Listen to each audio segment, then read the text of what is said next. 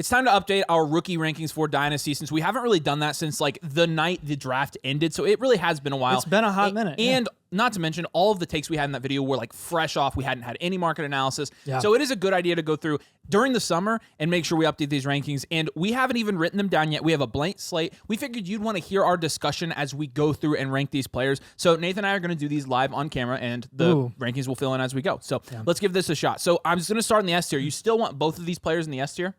Yeah, I think so too. Because I just wonder, like, I personally think that there are plenty of worlds where you take both of these guys.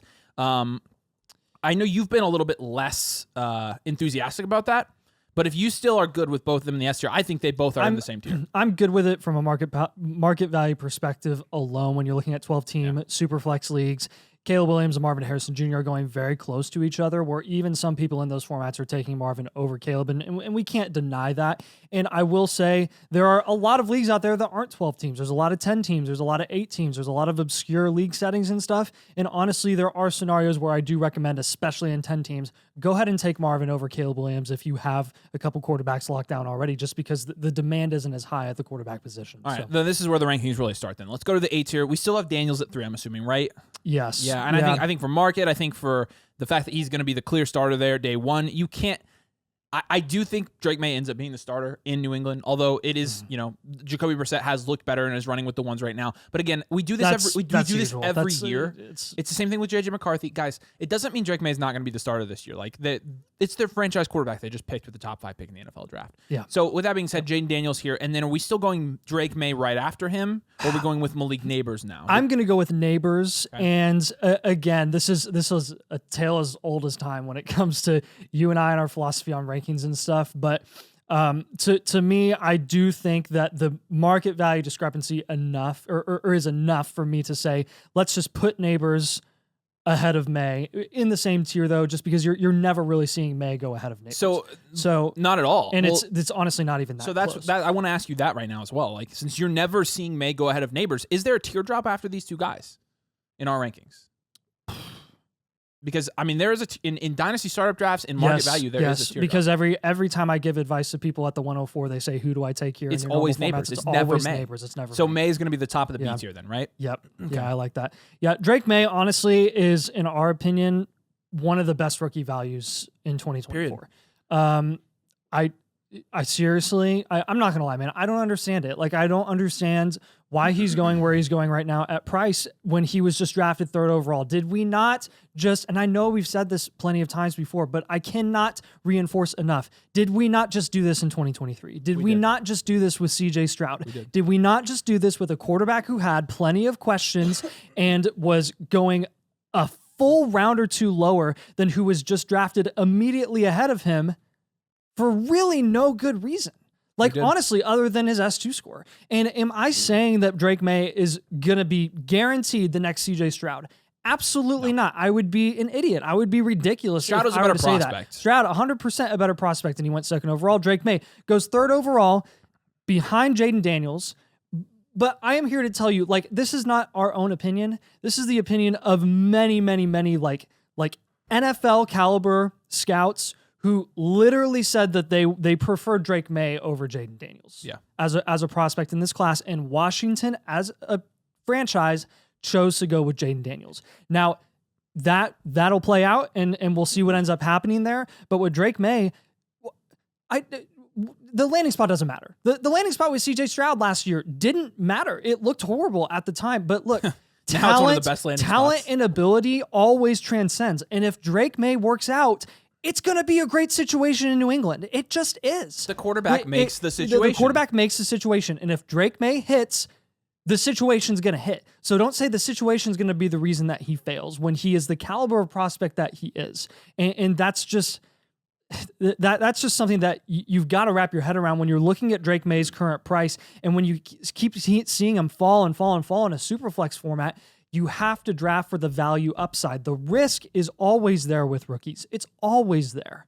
Okay. But that's not new. So rounding out this tier, then naturally I think we go Odunze and then we go McCarthy, right? Because you see all three of these guys going within a round and a half of each other, typically in dynasty startups. I think from a talent perspective, from a value installation perspective, Rome Odunze as a wide receiver, I think he's the wide receiver version of Drake May in this class. There are two clear candidates in front of him, but he still possesses his own upside. He's still got top 10 draft capital. He's still in a situation where people are shorting him, but in reality, Rome could be the one there next year. Rome could be the one next year. I don't want to throw that out as something that's impossible because Keenan Allen, yes, he just had a very good fantasy season, but there is a world this year where when you've got two wide receiver sets for the Bears, that Keenan Allen's the one off the field. Yeah, I think it's possible. And don't underestimate the really, really nice connection between a rookie quarterback and a rookie wide receiver. They're on the same offseason program as well, and that I really think is very much overlooked. They end up being more on the same page than anyone else in the offense. We just saw this last year with multiple rookie quarterback and rookie wide receiver duos. And then J.J. McCarthy. I mean, J.J. McCarthy, again, is a guy that right now it's like Sam Darnold is the quarterback one in Minnesota, and everybody's like, oh, man, McCarthy, he's probably not going to start. He's probably not going to start. We do this every year. Didn't we do this with Bryce Young last year? I'm pretty sure we did at the same time. It was like Bryce Young's working with the twos, Bryce Young's, and then it was he is overtaken, which it was Darnold last year. Did it really affect his price, though, Bryce Young's?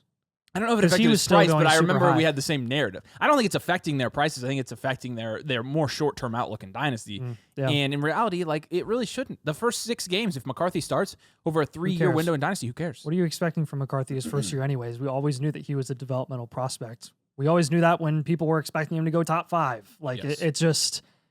This is what you're getting from McCarthy, and it's going to take a little bit of time. And if he doesn't start, that's okay. Yeah, he's a first-round quarterback. All right, let's drop to the C tier. Who would you personally still have Xavier Worthy here at the top? I'm gonna go with Jonathan Brooks at the top. That's what I think too, in my opinion. Shot call, baby. Yeah, it's well documented at this point how we feel about Jonathan Brooks and his landing spot. It was well documented before he was even drafted. We said he's going to the Cowboys. You can lock it in. Jerry does his thing. They don't draft a running back, and they're not going to win the division this year. And Jonathan Brooks goes to Carolina, which is just as good of a situation, in my opinion. When you're looking at the available volume there, it's just as good. A new head coach who's actually competent at coaching in this new day and age, and a young quarterback who's still developing, some receivers, a motley crew of receivers, honestly, that are very unproven, aside from Deontay Johnson, who's kind of a security blanket from a target perspective. Nice. And thanks, man. I've never heard you use that one on the show. Oh, I appreciate it. I like it. Yeah, and it's also a good band. Thanks. That wasn't a compliment. Start complimenting the band. I was totally locked into what I was saying with Sorry, Brooks. I just kept saying interrupted thanks. you, so it doesn't matter. Yeah, thanks, man. So Jonathan Brooks, look, aside from the situation, like, he got second-round draft capital, which is what you want from a running back. We have seen multiple second-round running backs skyrocket up boards during their rookie season and after they show out, even towards the end of the season. He doesn't have to produce week 1 for him to go up in value at the end of the season. And his price right now is very, very reasonable. I mean, you're seeing him go in the 6th round. Yeah. Which he went in the middle of the 2nd, which isn't, the high-end picks like Kenneth Walker's and Breece Hall's. It doesn't matter. Like, it really doesn't. The team investment is there, and he is going to get all of the opportunity. And don't worry about the ACL, because he's going to be ready by training camp. So I think we both agree that Xavier Worthy would be the next guy in this list. He is on an offense where you have Patrick Mahomes throwing him the ball, top 10 passing offense in the league, Super Bowl winning offense. This is a good situation for Xavier Worthy. He's a guy that obviously is blazing fast. Ran a 4.21 at the combine. Speed doesn't translate directly to NFL success. Can you stop with those comments? Like, one of the dumbest. We haven't seen the top 10 for the 40-yard dash, and none of these guys ended up making it. And it's more about the fact that anybody with 2 eyeballs would realize that Xavier Worthy can do more than just be fast. He's always been a guy that has been fast, but he's been a skilled wide receiver. You didn't really have that with John Ross, right? You didn't. That's why he was out of the league in 2 years. Oh, he came out of retirement. Signed with the Eagles. Deal. His dynasty. He'll be cut by the end of training camp. Yeah, he's in our top 24 wide receiver video coming up. Right, so. Dude. One of the dumbest things I heard recently after Xavier Worthy's thing was that no wide receiver that holds the record for the 40 time has ever been successful. And I'm like, how many of those are there? Seriously, how many of those are there? That? In the last 15 years, it's John Ross. That's it. So you're one guy. That's not a sample size. That's not data. Trust the draft capital. Trust the situation. Like, come on, dude. That's like saying Xavier Worthy no is not John quarterbacks Ross. that have been picked in the top 3 named Zach Wilson have ever hit. Like, no quarterback. All one of them. That's such a bad thing. Yes. It literally like. Hold on. Was that one of our YouTube comments? No, it was like a thing. It was probably Twitter. I don't know. It's probably but Twitter. I don't know. Regardless, his skill set, he deserves. He's not just fast. The size is a concern, and yes, his fit in that offense is going to be interesting to find out. But again, right now, in terms of where we have to rank him, I think we rank him in this tier pretty comfortably. And then, would you go Brian Thomas Jr. next? No. Who would you go? I'm going with Bo Nix in this tier. I know I'm a little bit higher on Nix than you are. A little bit, yeah. I'm not gonna lie. This is a mix of what I think about Nix, and really, honestly, what I think about Sean Payton and what I know about Sean Payton, and that is Super Bowl champion Sean Payton. That is years and years and years of success with the New Orleans Saints, with and without Drew Brees. Yeah. And guys, this is a guy that literally, like, he was on Patrick Mahomes. He was going to draft Patrick Mahomes until Kansas City traded up and sniped New Orleans. I mean, have you heard that, by the way? I didn't know that. Yeah, This is the first time I'm hearing that. That is like That's a the thing. Trump meme right there. So New Orleans. You know what I'm talking about? When they tell him that I can visualize. He's like, it's the first time I'm hearing this. That's what it was me right there. No, but seriously, like, he can evaluate talent very, very well, and he has complete control over that entire franchise. This is the guy who decided to get rid of the quarterback in Russell Wilson, who isn't amazing, but he wasn't that bad last year, and they just cut him. They just got rid of him. $180 million in the hole. They just not worth it. See ya, goodbye. They're like sitting in the back of the plane. They see him doing high knees. They're like, we got to get rid of this guy. Yeah, don't underestimate Sean Payton's ability to effectively develop a quarterback and put him in a position to be successful. Not just from an NFL perspective, but even that will eventually translate to fantasy points. If it doesn't this year, it will in the future. Bo Nix is the guy. Like, there's a reason that Bo Nix was always being tied to the Broncos and Sean Payton in the pre-draft process. It's because he's their guy. He does everything that Russell Wilson doesn't. And that's why Russ lost his job. He takes the easy throws. He takes the open throws. He doesn't do anything redonkulous, like, outside of the structure of the play. And will that limit him long-term? Maybe. But what's his price right now? All right. Really, really reasonable. Really reasonable. Your audio waveforms on this recording compared to the last one are like drastically different. I'll give you context. Sorry. Nathan got tipped off at somebody before we started. That's why you're getting very boisterous, Nathan, right now. I'm No, good. you're really loud. Like, this is, I'm definitely not gonna have any trouble with your you know what audio I did? I moved up the mic. No, I don't have yours, I'm- and you're yelling like. I know, and I'm kissing the mic more in this video than I was in the last Is the mic one. a girl? No, I'm just No. no. What? I'm really close to the So mic. the mic's a boy? No, No, you said said the that. mic. The mic is a mic. Okay. It's just mic. Okay, so I'm closer to the mic, so Mike it's is a picking me boy's up name, more. Nathan. I just got to give you that. So listen. Oh, my Listen. bad. That's Yes, right. See, okay. So with Bo Nix, what I was gonna say is, like, you talk about Drake May and how he's not the starter. Talking about McCarthy, he's not the starter.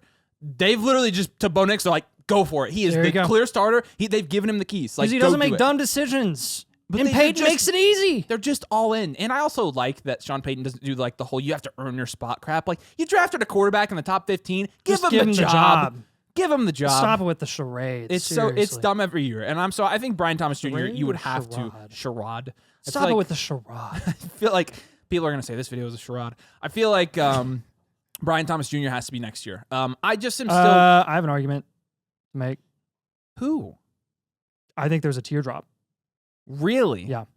You think Nix is a tier above Brian Thomas? In our rankings, I mean, I'm. what do you think?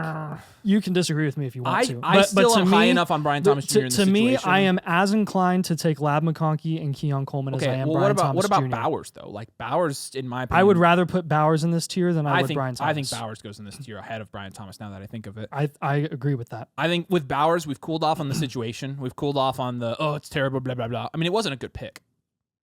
It straight up wasn't.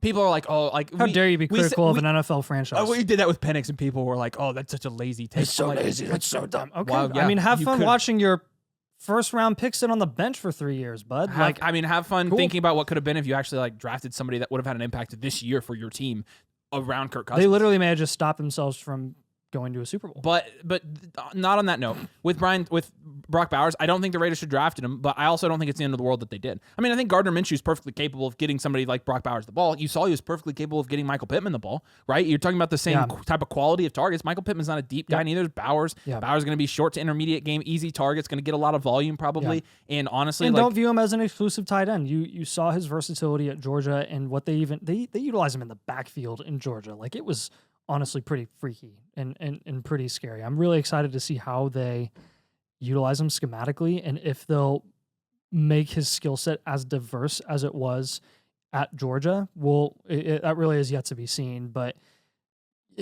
don't get too low on Bowers here. Again, it does suck that he's there, but yeah, I'm going to fight for my right to put Brian Thomas Jr. in this tier because I really don't think there's a tier drop off here. Like, I think Brian Thomas is there any scenario where you're ever taking Ladd McConkey or Keon Coleman over Brian Thomas Jr.?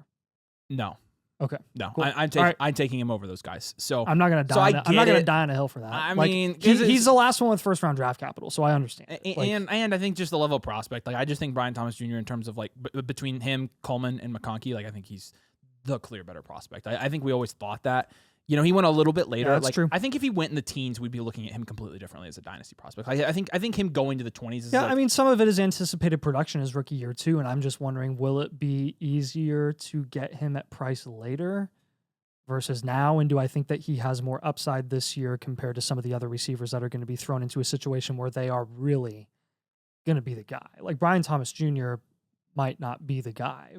I could be wrong about that, but you know, because Kirk is still there. Ingram was the number one target last year. Like, there's a decent amount of competition there. Yeah. So Gabe Davis, I didn't even mention Gabe Davis. Yeah, I feel like, I don't know. We'll see. But I think for now, I think I'm comfortable leaving him in the C tier and then dropping down to the D tier. And then what? Would you put Ladd and Coleman ahead of Benson, or would you go Benson first? I'm going Ladd, Coleman, and then Benson. So you've dropped Benson a little bit.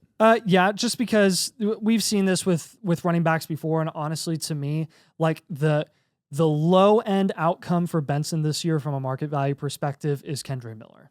And Kendre Miller did lose a lot of value when there were high expectations for him. I mean, James Conner stays healthy the entire year. There's really no reason for them to just throw Benson in there, especially if they're making a run for a wild card That's a really spot. Good point. So with Trey Benson, this might not be the time for everyone to invest in him. Obviously, there's risk of James Conner, you know, potentially going down and Benson getting an opportunity. And I'm all for that. I love Benson as a prospect, but I will have him behind Ladd and Coleman. Yeah. So, all right. So then we've got Ladd McConkey at the top of this tier. Ladd McConkey, obviously like the only guy playing there in LA with Justin Herbert. I mean, who else do they have? Like the next best weapon on that team is Josh Palmer. Maybe I'd still go QJ. QJ, Gus Edwards. QJ maybe. was so bad last year, but I still have some and with hope. Ladd, it was not one of these situations where like we were going to be high on him anywhere he went. Definitely not for me. From a fantasy perspective, I think he could have a bigger NFL on the field impact than from fantasy. Like, but in this offense, like you have to put him here. Keon Coleman's the same way. He's an unproven guy. He's raw. He's got a lot of questions, but he's going to an offense where he's the wide receiver one now, which is like it's really I would have preferred both of these guys enter the league as wide receiver twos behind dominant wide receiver ones. I feel like that's where both of these guys would have thrived. Like an Addison. So for Ladd, I would have rather him, and he's not exclusively slot, but I probably would have preferred that he play with a bigger body X receiver and see how that went. And with Coleman, I would have rather him played with a dominant slot because obviously Coleman is a guy that you know, for him to be successful has to probably move to slot and play some slot in the NFL. But really, like he's got to develop in that area. Well, there's just a lot of unknowns with those offensive situations respectively as well. Honestly, the Chargers and the Bills may have very similar looking offenses just in the way that they, you know, maybe not to a T schematically, but they're probably going to run the ball quite a bit. They're probably going to run first, and doesn't mean they're not going to pass, but you just wonder what that target distribution is going to look like because, I mean, like our wide receiver research data says, it takes a dominant, talented alpha wide receiver to command a bunch of targets, not just a bunch of available volume. Right. And that's what I'm worried with Ladd and Coleman is maybe they'll just get their nice 18, 20% target share and it's just left at that. So We'll see. Time will All tell. right, so are we putting Xavier Legette in this tier? Are we putting No, I think it's a tier break? I think it's a So tier you going break. Legette or Penix at the top of this tier? I'm going Legette at the top of this tier. That might be unpopular. I think we go Penix next, right? Yeah, Penix. Okay. 'Cause we've moved him up a little bit. Yeah, Legette is just a do-over of the Jonathan Mingo experiment. So hopefully it works for Carolina this time around. I'm not a big fan of the pick personally, but I don't give a rip at his price. I thought his price was going to be way, way, way higher when he went in the first round. The first round of the NFL draft, I thought his price was going to be way higher because that's what a bunch of people in the Dynasty community were expecting, and they were super high on him, and then he lost value. So look, at price, I'll be all over Xavier Legette, and I'm telling a lot of people on our team Blueprints to target him when they're rebuilds, especially just because he has so much value upside at his current price. Yeah. And then Michael Penix, kind of same situation here. Like Michael Penix, no, he's not the next Jordan Love. Michael Penix, what do we know about him? That he will probably sit for 3 years, but there's a lot of scenarios where he could be thrown into that situation sooner than 3 years. And like, gosh, I have to put like my personal opinion aside of the pick and just respect the fact that he went 8th overall in the NFL draft and was a 2-time Heisman candidate, Heisman finalist, went to a national championship, showed up in one of those 2 CFP games. The second one, I would say he showed up and the offensive line didn't show up. What could he have done? But like seriously, this is just something where he's mature. He has enough football experience where I'd be comfortable if he were thrown into the situation in 2025. Easily. If he were thrown into the situation this year on some emergency thing, like if Cousins were to go down, like this is just something where the second that Penix is thrown into the lineup, he's going to skyrocket. He just is. So this is a value upside play. And if you're a hard rebuild, you take Penix all day at this price. Yeah, I've also warmed up to Penix a little bit. I guess just less of the emotion that was, he one of my favorite prospects in this class, guy that went to IU, so a guy that we said was going to go first round. That we were higher on than everybody else. Everyone else. Check the receipts, guys. Like we had Penix ranked and Knicks top 12, top 14 pretty much consistently. Yeah. You remember that whole fight that we had about having McCarthy at QB5 in our draft guide? And he ended up being the 5th QB off the board. It ended up not being like he ended up being 1, the QB4. 2, 3. He went 11th, which was 4. There are 4 QBs that went before him. Penix went before him. Yeah, it's just funny because Penix was the 4th quarterback off the board. Like that can't be taken lightly. That's kind of the point, and it shouldn't. No. So I've warmed up to Michael Penix. Like I think he's a great target for rebuilds. I'm probably going to go ahead and put Adonai Mitchell here. I think you could make an argument for Pearsall. I think you can make an argument for Polk. Who would you put here? I'd go Polk. It's the same tier. Let's just put them all. Let's put them all Polk, together. Polk, Mitchell, and then Pearsall. Yeah. There's not a lot differentiating these guys. Yeah, I think the reason I would advocate for Polk being over Mitchell and Pearsall is he has the most direct avenue to being the wide receiver 1 pretty much immediately. And we may have just overlooked him as a Dynasty community. Some people were on to Jalen Polk before consensus, and they were right. He went early second. I don't think that should be branded as a classic Patriots pick because he was being viewed in this range. If he didn't go to New England, I'm pretty confident that he would have gone in the second. But it's also not a Bill Belichick wide receiver pick. No, it's not. You have a different person making this pick. It's not a Patriots pick. Yeah, A.D. Mitchell, his upside is ridiculous. He could suck or he could be really, really good. And honestly, I go back and forth every single day on if I'm out on his price or if I'm in on his price. I am terrified. My most recent analysis of this is I think people are overlooking Josh Downs a lot. I think so too. I think Josh Downs is really good. His reception perception profile is really good as well. I don't want to bet against Mitchell because as a Colts fan, I'd love to see him break out and be super successful and dominant. And we have a premier alpha wide receiver, but the realistic route for that to occur, such a wide range of outcomes, very wide, and there's just too much competition right now. Yeah. So we'll put him here. We'll put Pearsall. Look, Pearsall. Same thing for Pearsall. Pearsall, I think, is a guy that's going to have a lot bigger NFL impact than he will fantasy impact. I think he's great for the 49ers. I think he's going to be a great pick for the 49ers.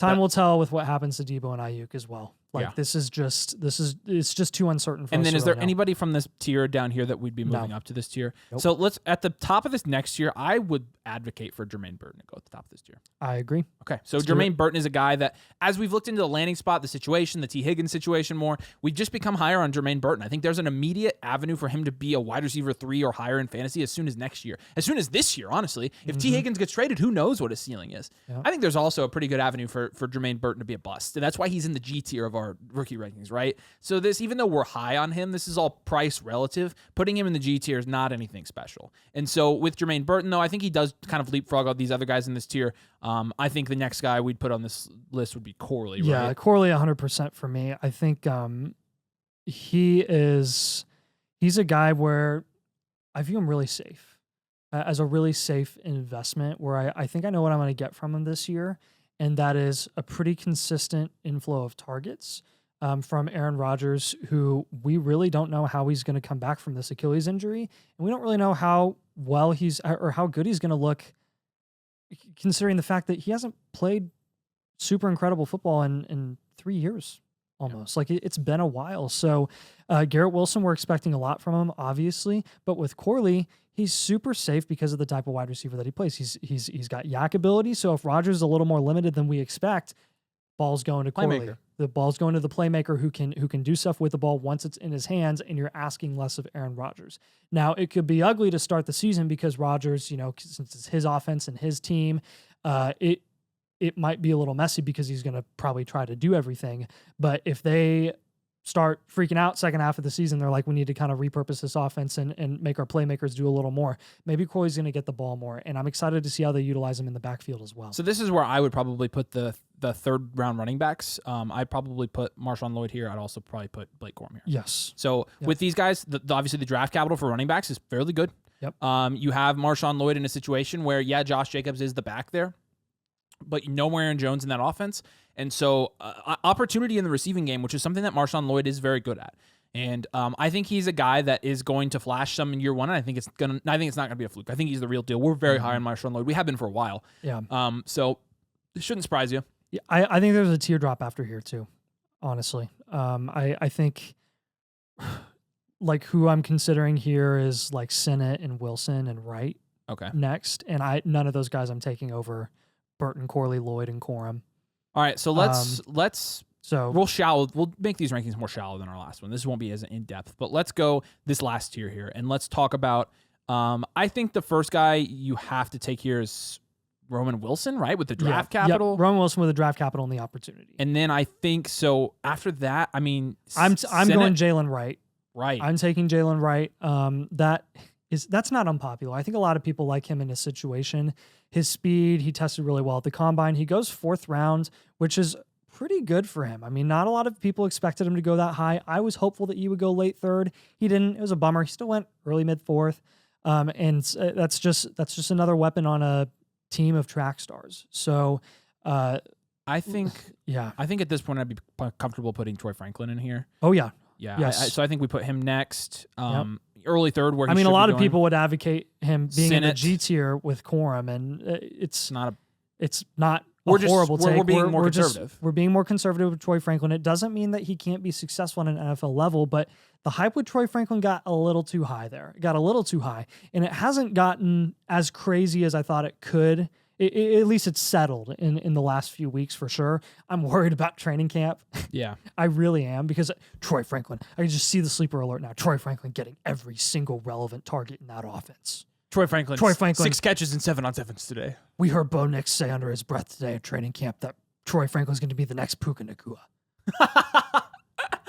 Bo Nix plays Dynasty, guys. I Cool. don't know what year. Yeah, I mean, He's a big Dynasty guy. So we'll be conservative. We'll put Sinnott here as well, because he still deserves it. And then after this, like, is there anybody, like maybe Javon Baker and Kamani Vidal here?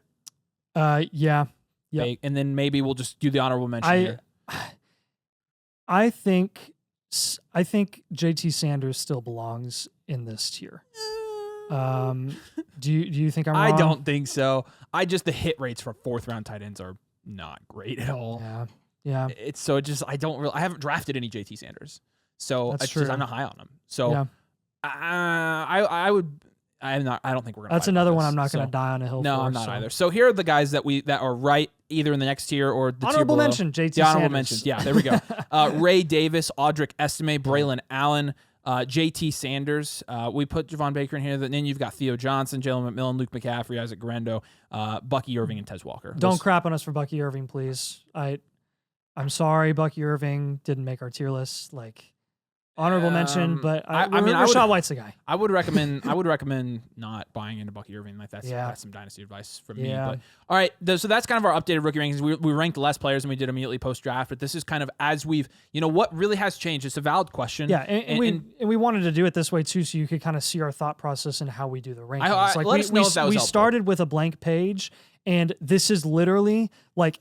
This is our thought process going into videos that we usually do like this, where we just present it to you. Like this is how we discuss it. This is how we would have done it before we recorded. So let us know if you liked that. Drop a like on the video, actually, if you did, and make sure you subscribe to the channel. If you play Dynasty Fantasy Football, we play Dynasty Fantasy Football. Also, like I mentioned earlier, flockfantasy.com/domain. Use code domain and choose the Mother Flocker tier, and you get a team blueprint when you sign up, as well as access to all of our new releases coming soon. You should check out the site here very soon for some very big announcements on that front. We appreciate you guys so much for joining us, and we'll see you later.